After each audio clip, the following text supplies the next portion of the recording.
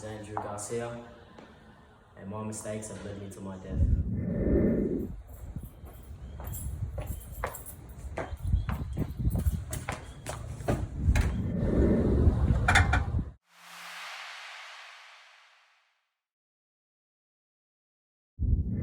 Young drivers are highly influenced upon the substances of alcohol and how it makes them feel. Throughout conducting research of the years of 2019 to 2020, there has been more than 3.4 billion RBTs, otherwise known as random breath tests, where most tests haven't come positive. Over 90% of all fatal accidents have mainly occurred in rural areas, with more than 90% of crashes being done by males. Throughout the ages of 17 to 24, 33% of crashes are of the youth. It has been recorded that in the past 2 years of 2019 and this current year 2020, underage drinkers to the age of 25 have driven intoxicated 2.4 million times each month. Drink driving is such a daily occurrence that the risk of someone losing their life is 1 in 7 chances, where someone's family has to suffer that pain for them. As you can see in this graph, the drivers and riders killed with illegal BAC. BAC, otherwise known as blood alcohol contribution, is the intake of alcohol through your system when you're driving.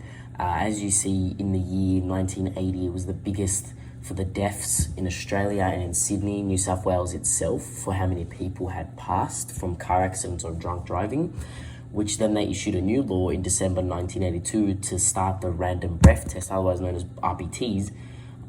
That is an outcome where you get pulled over, for an instance, nowadays, and they make you breathe into the tube, and then they assess you what's your point out level. As you can see here, it goes down over time, but it does seem to get its lowest at around 2014 to maybe 2015. It's at its very lowest to around under 50 kills, which is what's really good right now. As you see, the current statistics up to 2017, they're still very low, but they can get a lot lower with the help of you guys if we spread the word. Many cultures adapt to the theme of drinking substances that contain traces of alcohol, or in other cases, straight alcohol like vodka, beer. But many cultures take alcohol as a remedy of pain and sorrow, as well as it consumed for fun activities such as partying and going to events. Many consume alcohol to attain their stress and pressure upon them. Alcohol releases a stimulant called depressant, which allows them to relax their mind of letting them feel free and comfortable in the areas in which alcohol is consumed. Many might feel that when alcohol is present, it's a sort of drink to make you feel and seem cool, when really it's a substance that can initially harm you when on roads. In society nowadays, alcohol is seen to be the adult beverage that is cool upon the youth. When finishing in events or parties, many may be peer pressured upon others to either drive themselves home or go with others. Don't enter these vehicles, because that might be the last night you spend happy. When drinking, there are such many consequences that you can handle and deal with. Some consequences can evolve up to emotional and social and physical. Physical consequences after a car accident that could happen to you is that you could either break your leg, break your neck, break your spine. If you break your spine, you're paralyzed. That one stupid night, you're paralyzed. You could break an arm, you could break a nose, you could break anything on you. You could fracture something, but really, that's not the most difficult part.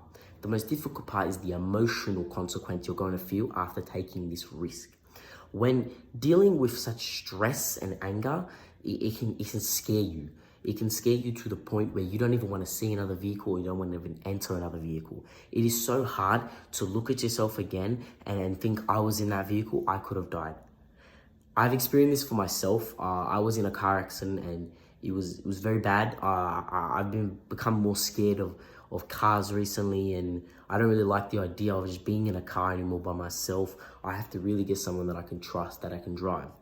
The social pain that you can go through really is the consequence of people either looking at you the wrong way, thinking, oh, this guy is stupid, this, that, or it could evolve into a form of bullying.